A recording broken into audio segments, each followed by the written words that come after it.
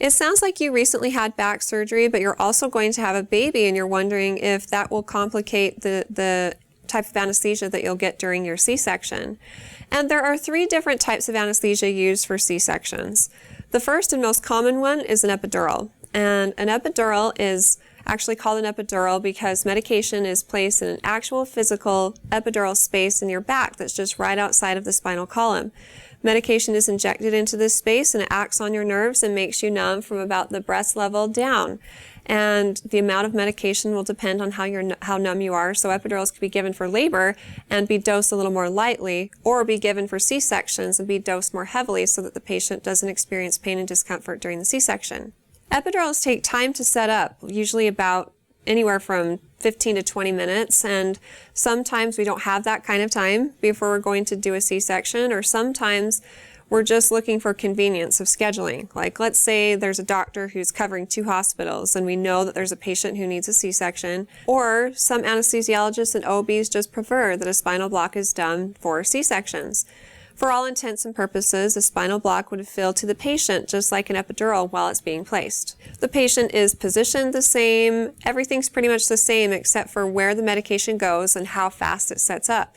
The spinal block medication is placed in a different space, and it makes you go numb almost instantly.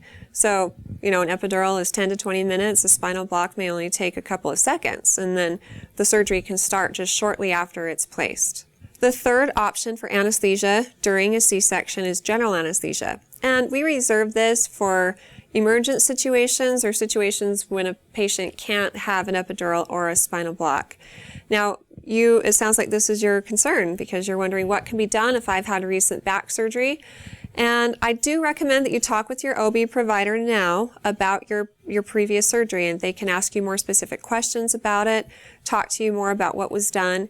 If it was some sort of back fusion that was done in your lower back, that might cause a problem because any rods or plates in your lower back may affect the anesthesiologist's ability to access the area that's needed in order to place an epidural or a spinal. But if the surgery was done in other places in your back, it shouldn't really cause a problem.